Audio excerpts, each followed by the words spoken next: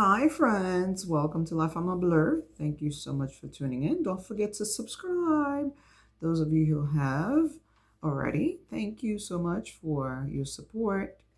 Really appreciate each and every one of you. Today, I want to talk about I've been reflecting on really where I am today and how I got to where I am today, and really wanted to kind of um, talk about my ex, because that's really the whole point of really creating this channel. That's the whole situation motivated me to create this channel, honestly. For me, it was an outlet for me to kind of release my thoughts, my emotions, because at the end of the day, I wasn't really sharing things with friends and family, but I felt that I needed to somehow share it somewhere on some platform. And so here we go. Um, I was listening to the Bible app this morning, and the woman that was on said insecurity sometimes leads to, I forgot how she phrased that, but to making the wrong decision. And she was referring it to really not trusting God's will or God's plan. And so sometimes we go ahead and make our own decisions. We trust ourselves to go in the right direction instead of going before God in prayer and trusting His leading. And I feel that's what I did with my marriage.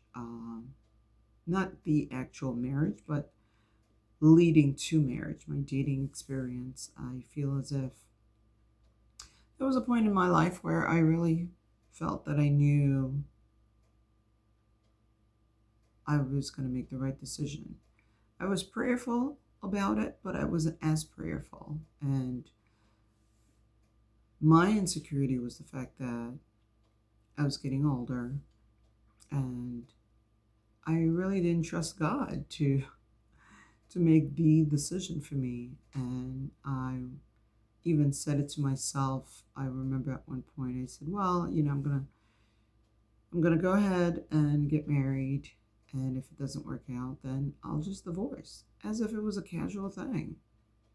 And of course, over the years, I've learned that no, that was not the right decision. It was not the right thought process to have. And entering a relationship or marriage shouldn't be a casual thing, and I shouldn't have thought of it as just making a decision, and if it doesn't work out, there's always a way out. And so I had to reflect on that. And because of the past 5 years that I've been going through this divorce and custody battle, you have to reflect and say to yourself at some point, was it really worth it? You know, what would my life have looked like 5 years today had I really trusted God 5 years ago? Actually, no, not 5 years ago, because it wasn't 5 years ago that I got married, but over 15 years ago. Um, so it really makes a difference, honestly. It brings things into perspective, because maybe I would have still been single. What if that had been God's plan for me? But would it have been so bad? No, because I would have been in His perfect will. You know, I would have been touching lives, traveling and creating experiences and moments. And so, yeah, I don't know where I would have been now had I waited on God 15 years ago, but I definitely know it would have been less stressful. Financially, definitely, it would have been more rewarding, because for the past 5 years, I've been paying legal fees, and for the past 15 years, I've been walking with a man that I thought that I could walk with, you know, in terms of expenses. You know, I supported him when I encouraged him to go back to school to get his bachelor's. Um, I supported him when he wanted to work, um, in a position where it was totally nonprofit. And yes, there was an income, but it wasn't a significant income. So those are the things that I sacrificed, for the sake of a relationship, for the sake of a marriage. And so, was it worth it? No. But have I learned from it? Yes. And would I do it again all over? No. But am I thankful now that I went through it? Yes. Because I've gone through it.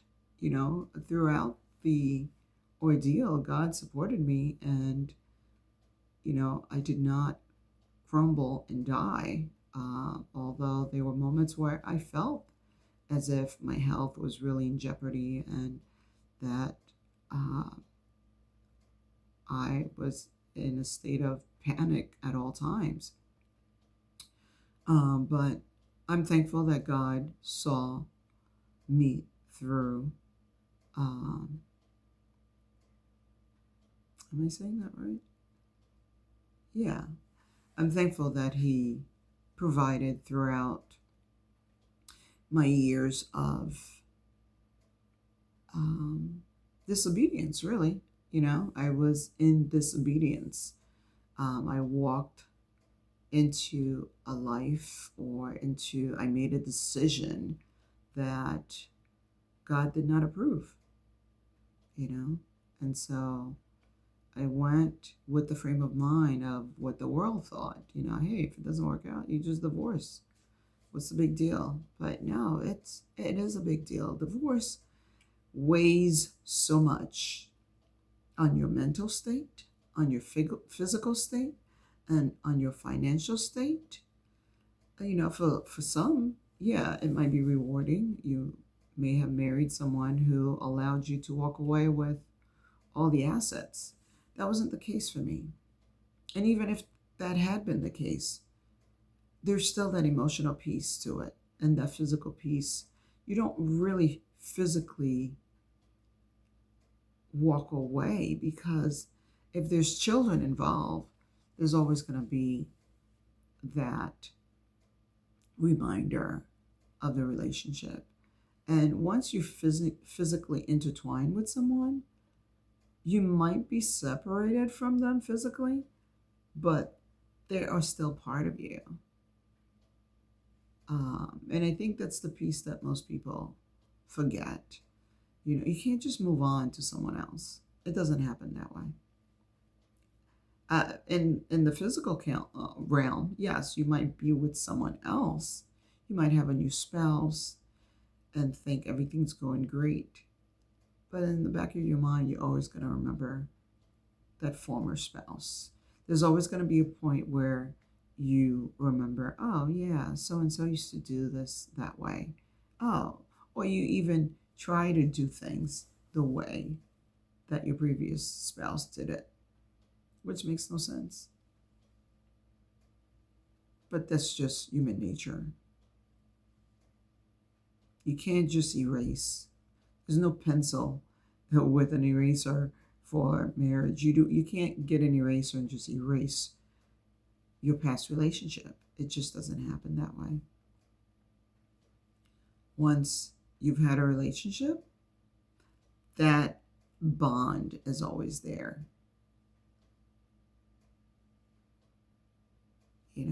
And I get what the Bible talks about, where whatever God puts together, let no man separate. I get that, because even if we do separate, I feel as if the person would be unalive, then it would make it easier to move on. It's one of those things, because sometimes when I bring my youngest son to visit with his father, I always feel as if my ex is trying to prove a point with his new wife, Um, and I don't know if he thinks that um, if he feels that she may have better qualities, but I always feel as if, in a way, he's trying to show me that he's moved on. And I feel that if you have to try to prove a point, that means you haven't moved on. That means that you're still holding on to some kind of a grudge or bitterness.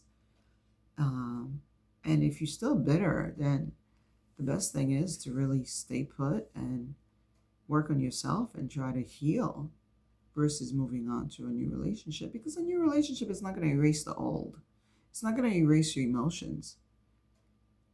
You're just piling up old emotions to the new relationship. So my goal is to really to continue to work on myself. And if God brings me someone, which I know he will because that's the desire of my heart, then I'll be fully emotionally stable for that. But my desire is really right now to have a wonderful friendship with someone, with a male friend, and then allow that to blossom into a relationship. So I'm trusting God for that. I know he will come through. I'm in no hurry. I'm totally trusting him this time because you don't want to make the same mistake twice. I surely don't. But that's all I have for you guys today. Thanks for listening. And until next time, don't forget to subscribe. And thank you for listening to La Femme en Bleu.